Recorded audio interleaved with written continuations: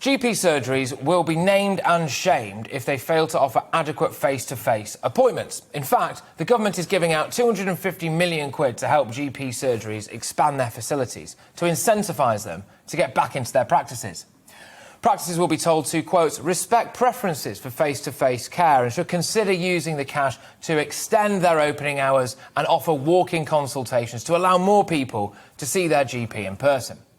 Those failing to offer sufficient in-person appointments will be denied access to this fund. How on earth has it come to this? How have we got to the stage where we have to convince our GPs to actually see patients face-to-face, to actually reward them for doing it? Does a postman get a round of applause every time he delivers a letter? Does the bus driver get an extra £5 for stopping when you press the button? When the waiter at the restaurant simply brings you exactly what you ordered, does everyone stop eating, turn round and pat them on the back? No, because they're just doing their job, aren't they? They're doing what they train to do and what they're paid to do.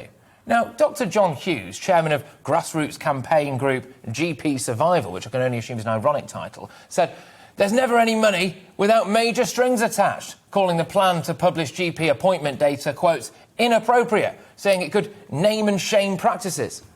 Who on earth do you think you are? You actually want no string attached cash from the government and then no accountability. You're not living in the real world.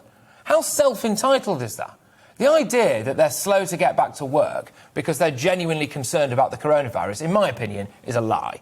Pretty much every single GP will be pro-vaccine, which will mean that they've had it. They've been amongst the most vocal group of people telling us all to go out and get jabbed. So they must think it works. So they're protected then, in their minds at least.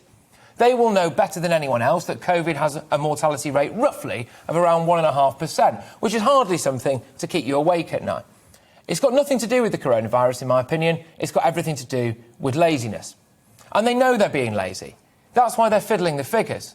It's emerged that some phone consultations are being recorded as face-to-face appointments. They're blaming it on out-of-date systems. Oh, it's just the way that appointments are booked. Pull the other one. 7 years at medical school and you can't clock an appointment correctly. You can diagnose pancreatic cancer, but you can't tick the right box to say whether or not you've seen someone in person. Have a day off. So the figure showing that only 58% of appointments are face-to-face is probably too high. The true number will be much less than that. Before the pandemic, that was at 80%. When I really think about it, the NHS has been responsible for some pretty shocking treatment when it comes to people close to me, in some cases resulting in death. There's been multiple misdiagnoses, administrative errors, incorrect treatments, cover-ups, and that's just my family. And there's only 4 of us. To be fair, there used to be more, but then some of them got treated by the NHS. I reckon we've probably all got a horror story about our dear health service, haven't we? If someone asked me to go outside and clap for the NHS now, I'd tell them to go and take a long walk off a short pier. The illusion that GPs are really there because they care deeply about the sanctity of human life has been shattered. It's just a job for many of them, and that's fine. But if that's the case, then they should be treated like any other employee in any other job. And if they're not pulling their weight, and they're not hitting their targets, and they're not turning up, then they should be warned, and then struck off if it continues. At the end of the day, it's people's lives we're talking about here, even if many GPs seem to have forgotten that.